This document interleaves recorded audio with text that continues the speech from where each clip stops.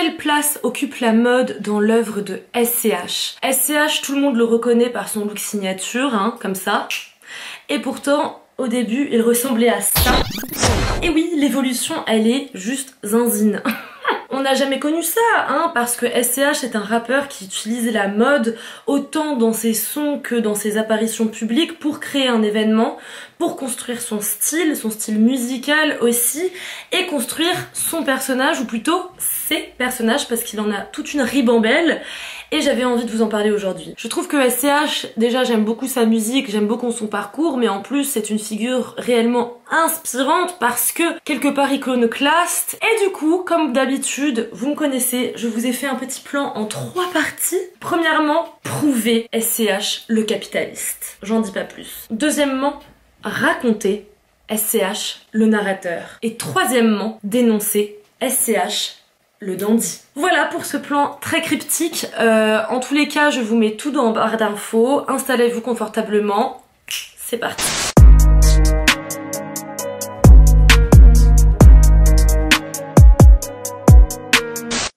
Sorry, the number you have dialed is not in service at this time.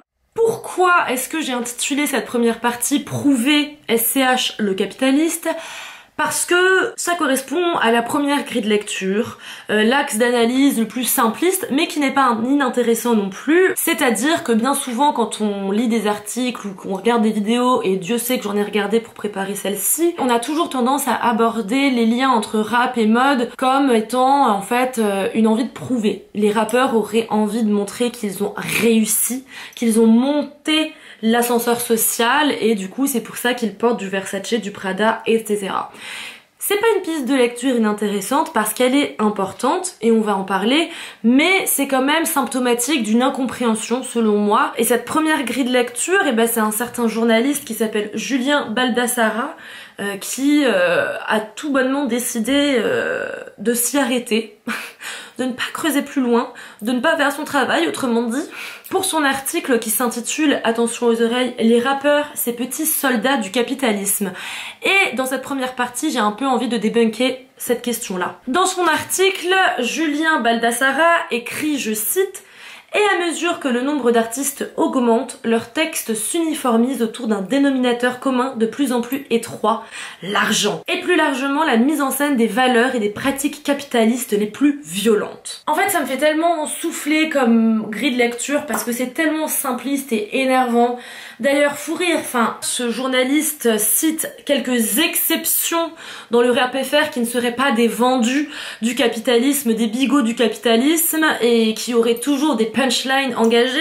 Attention, selon lui, ce serait Big Flo et Oli, Nekfeu et Orelsan. Bref, on comprend tout de suite le regard blanc et bourgeois de ce journaliste, mais plus loin dans son article, il cible SCH. Il écrit « Quelques mois plus tard, le rappeur marseillais SCH, dont le deuxième album s'intitule Anarchie, devenait l'égérie d'Adidas. » Et il met en avant ces deux idées, le fait que l'album d'SCH s'intitule Anarchie et le fait qu'il devienne égérie d'Adidas, comme s'il voulait exposer au grand jour cette espèce de bipolarité, cette espèce de non-sens en fait entre le titre de cet album et le fait que ce soit un vendu du capitalisme. En fait, j'ai envie de dire à ce journaliste, qu'est-ce qui le dérange tant dans le fait que les rappeurs ont envie de show-off, ont envie de prouver par leur style, et notamment SCH, c'est vrai, lui aussi. Qu'est-ce qui le gêne tant dans cette idée?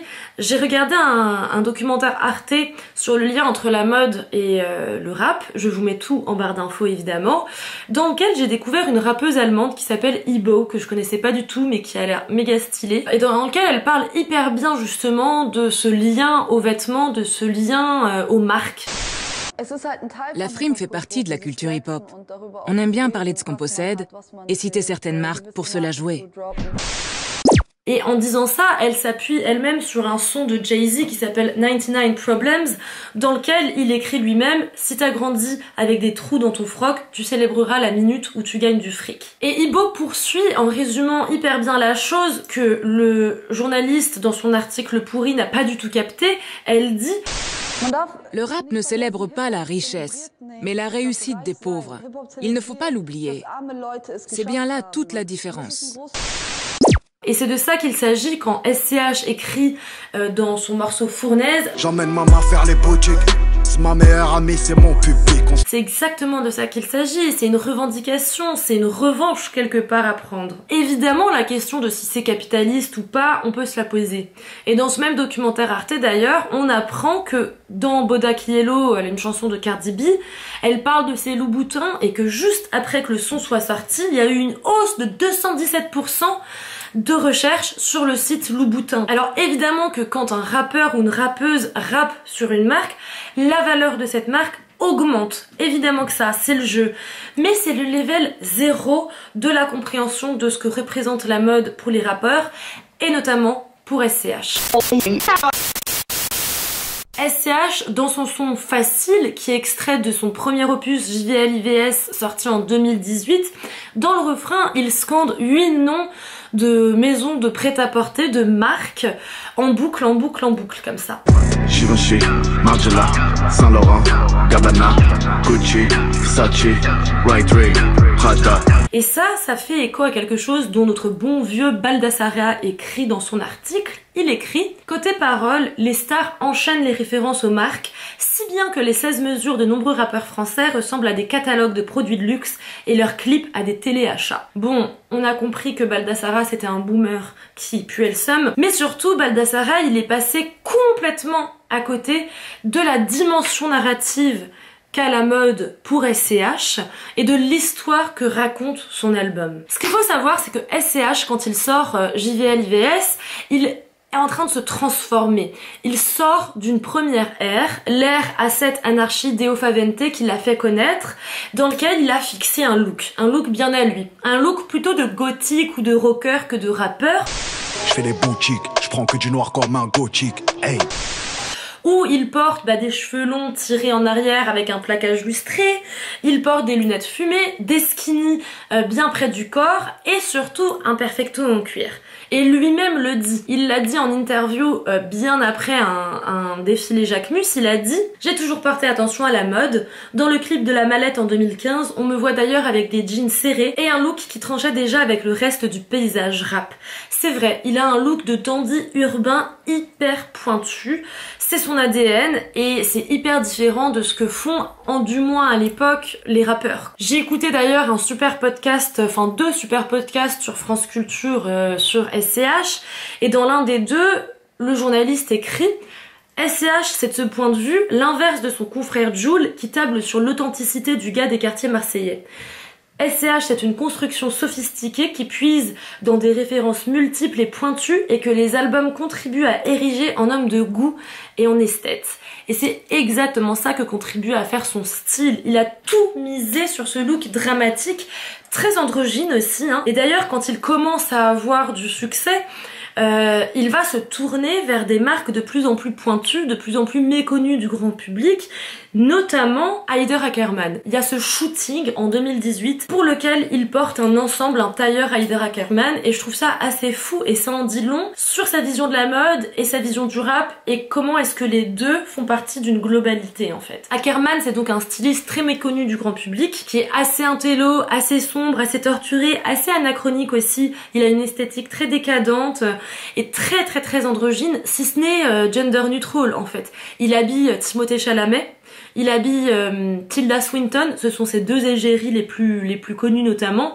Il a aussi habillé Kate Blanchett lors du festival de Cannes quand elle a porté la robe clin d'œil au drapeau palestinien. Et Ackermann, dans ses playlists, on retrouve du David Bowie, évidemment, mais aussi du Eminem. Eminem qui est un des rappeurs les plus importants dans la vie de SCH, puisque c'est après avoir regardé son film à Eminem qu'il s'est dit qu'il allait se lancer dans le rap. Or, Ackermann, c'est aussi son rappeur préféré Eminem. Ackermann, il développe dans ses collections un style très romantique, très sensuel. Il y a une espèce de symbiose dans ses collections entre le féminin et le masculin qui sont pas éradiqués, mais qui sont pensés comme un tout, chacun avec leur spécificité, parce qu'il s'agit pas de gommer les différences, d'invisibiliser les spécificités de chacun des deux genres, mais plutôt de créer une harmonie en fait. Et c'est quelque chose que je trouve qu'on retrouve beaucoup aussi dans le personnage qu'est SCH, dans son côté dandy, parce que SCH c'est quelqu'un d'ultra maniéré, autant dans sa voix, dans sa gestu, tout son art est ultra stylisé, et il y a des aspects de ça très très féminins je trouve, qui sont contrebalancés par une attitude aussi très virile.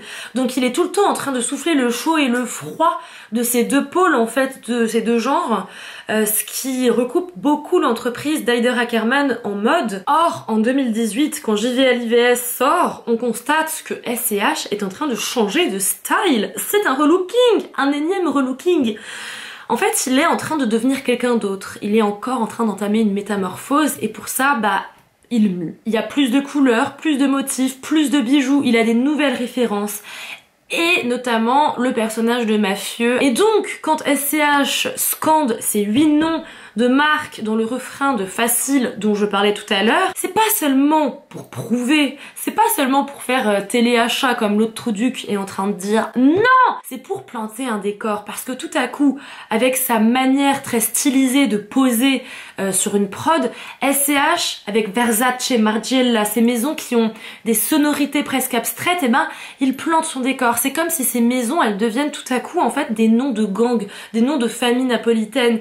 Ça crée une atmosphère. Et c'est pour ça qu'il utilise la mode SCH. C'est un ressort narratif.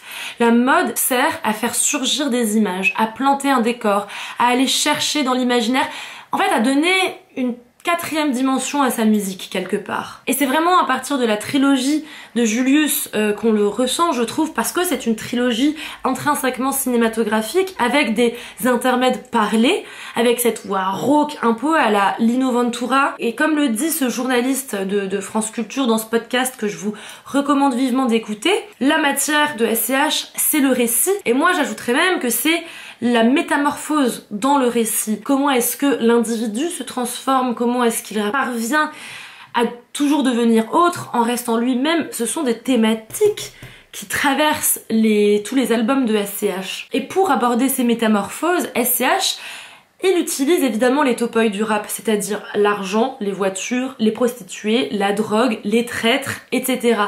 Évidemment, ce sont des lieux communs, mais vu qu'il y ajoute son propre décor, ses propres références, les fantômes qui hantent sa musique, c'est-à-dire la vie très concrète à Marseille, ou le fait qu'ils se disent autant baron que rat ou scélérat, en fait ce sont des adjectifs et des éléments qui déconstruisent le mythe trop parfait, trop noble, sicilien, presque inapprochable. Il crée du contraste, il vient casser une image et donc en créer une nouvelle. C'est comme ça que SCH parvient à construire sa propre mythologie dont la mode fait intrinsèquement partie. Elle est une partie intégrante du récit. La mode est aussi un moyen pour SCH de dénoncer, de montrer une posture cynique vis-à-vis du monde, une posture de dandy. J'ai lu un article super sur Kern, comme d'habitude, qui s'intitule « Et si le style bling bling des rappeurs pouvait être interprété comme une attitude philosophique ?» Il est super cet article, pareil barre d'infos.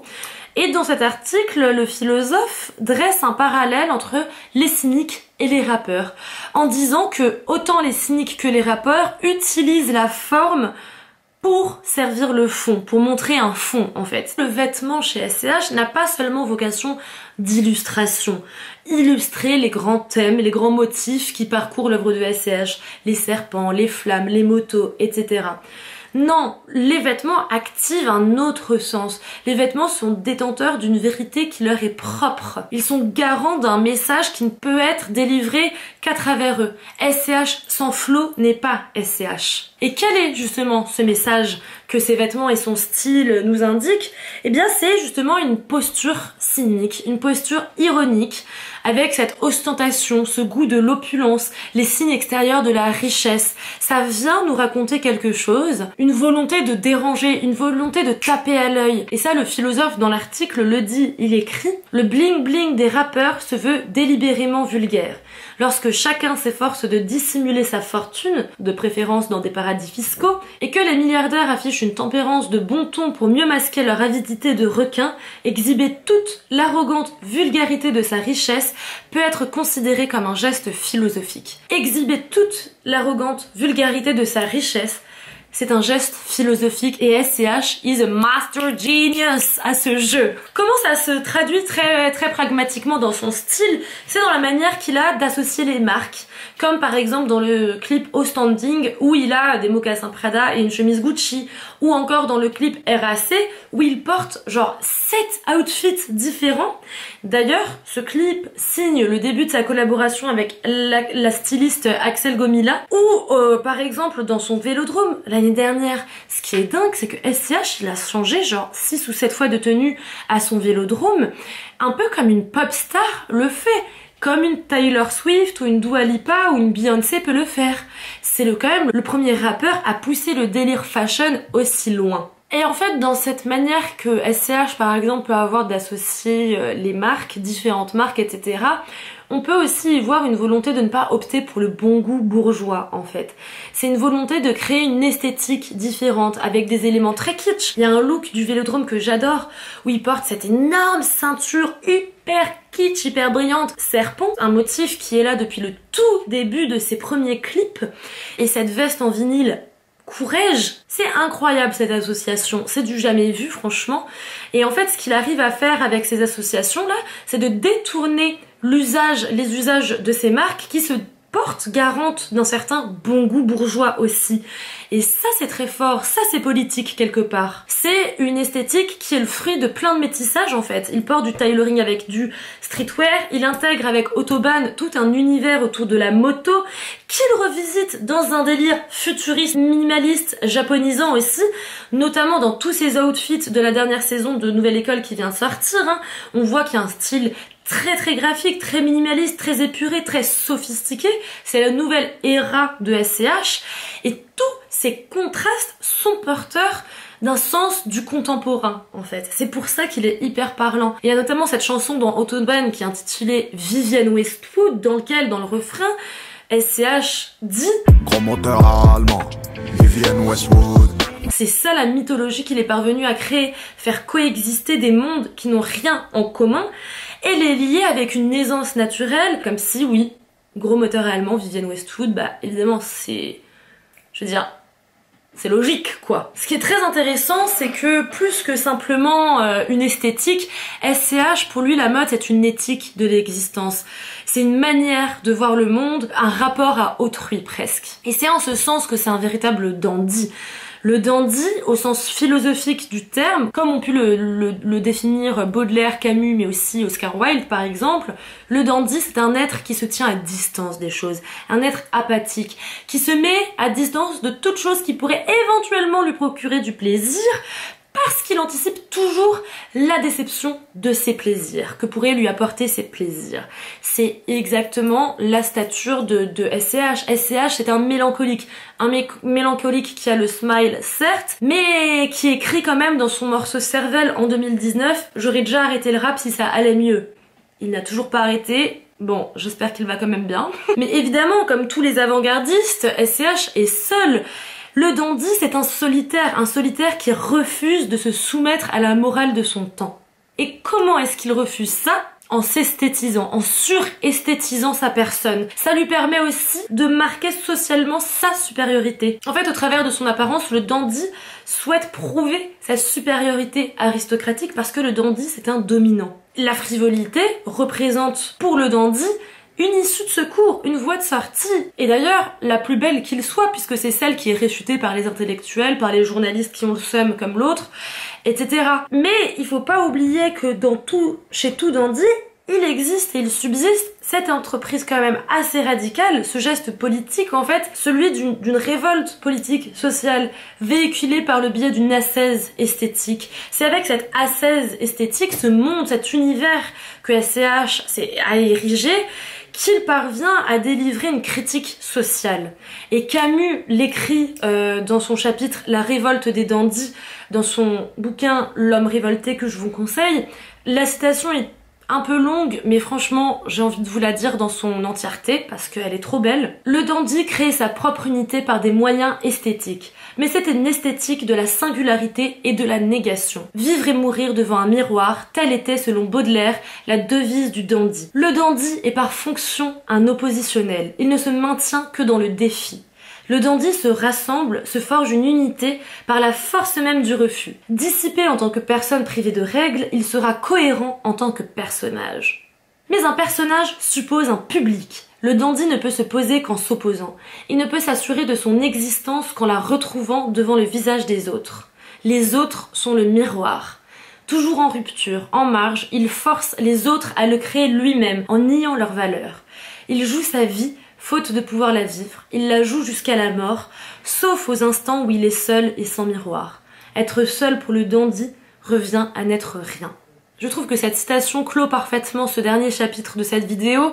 Juste pour préciser un petit peu cette posture du dandy et la critique sociale qu'émet SCH au travers de son style, pour moi ça s'exprime vraiment dans cette explosion des barrières. SCH il ose tout. Pour lui il n'y a pas de contresens esthétique, pour lui il n'y a pas de choses qu'ils doivent s'interdire. Et ça c'est une grande liberté que peu d'artistes se permettent, parce qu'il faut avoir du courage pour pouvoir associer, combiner autant d'esthétiques différentes. Je trouve que ce qui est très fort, et là où je trouve qu'il y a une certaine critique sociale dans le style de SCH et dans son usage de la mode, c'est vraiment à quel point à chaque fois qu'on voit une nouvelle photo d'une de ses tenues, d'un de ses clips ou d'une de ses apparitions je ne sais où, on l'avait pas vu venir. Il y a un élément de surprise, il y a un twist toujours quelque part, il y a toujours quelque chose en fait qui est nouveau, qui est très contemporain et qui court-circuite un peu ce qu'on pourrait attendre d'un rappeur, en fait de tout ce qu'il représente, de son personnage. Il parvient quand même à faire péter un peu les digues, quoi, pour le dire simplement. J'espère qu'au vu de tout ce que je vous ai raconté sur SCH et sur la mode comme un motif de sa musique récurrent qui lui sert à planter un décor et aussi à avoir un geste politique. J'espère que vous arrivez à lire un peu de SCH dans cette citation et que ça ne vous paraît pas trop hors sol de l'y associer. En tous les cas, pour conclure, oui, la mode sert pour SCH à prouver, à show off, mais pas que. Il y a une dimension ludique, une dimension narrative, une dimension esthétique et même, on vient de le voir, une dimension existentielle dans ce rapport à la mode pour SCH, parce qu'au fond je pense que ce qui le fait kiffer, pour avoir regardé des heures et des heures d'interviews, c'est de se raconter ses propres histoires. Et il est ravi que le public comme langue, quoi. Et j'ai l'impression que lui-même est un petit peu surpris. Mais du coup, c'est ça qui me saoule avec les articles du type celui de Julien Baldassara. Ce regard très bourgeois, très blanc sur le rap, à chercher l'essence politique d'un rap qui doit obligatoirement être conscient, sinon il n'est rien. En réalité, les procès contre le rap, ils sont hyper fréquents depuis les années 90. Et j'ai lu un autre article hyper bien où l'auteur identifie vachement ce qu'on reproche au rap depuis les années 90. En fait, selon lui, les gens accusent le rap soit de céder à la récupération et donc de devenir commercial, les rappeurs sont tous des capitalistes, etc. Soit le rap, en fait, est porteur d'une certaine décadence morale, le rap pervertit les esprits des plus jeunes, etc. Les rappeurs sont sexistes, etc. Soit le rap est toujours accusé de dégradation, c'est-à-dire que le rap, c'était mieux avant, en mode old school, les rappeurs n'ont plus de discours politiques, etc. Or, en réalité, comme le dit cet auteur, c'est un terme qui vient de lui, le rap est une création technico-esthétique. Et je pense que SCH, et j'espère vous l'avoir montré dans cette vidéo, C'est exactement comme ça qu'il pense le rap, selon moi en tout cas. Et il utilise la mode dans ses textes et dans ses apparitions publiques pour renforcer tous les messages, tous les motifs narratifs. Et la mode lui rend bien parce qu'il est allé en mai dernier, pour la première fois, il a assisté à un défilé Chanel. Et je pense que ça marque un vrai tournant dans sa carrière parce que Chanel, c'est quand même la maison peut-être la plus prestigieuse, et c'est pareil avec Louis Vuitton, avec lequel maintenant il a quand même un rapport plus installé. Donc j'ai assez hâte de voir là où il va nous mener en termes de mode, également en termes de musique. N'hésitez vraiment pas, si cette vidéo vous a plu, à la partager, à la liker, à laisser un commentaire, c'est hyper important. N'hésitez pas, s'il y a d'autres rappeurs, musiciens, artistes que vous appréciez et où il serait intéressant de décoder leur rapport à la mode, ça serait une série que j'aimerais bien continuer, poursuivre, pourquoi pas à la rentrée. Je vous souhaite une bonne fin de journée ou de soirée et je vous dis à très vite.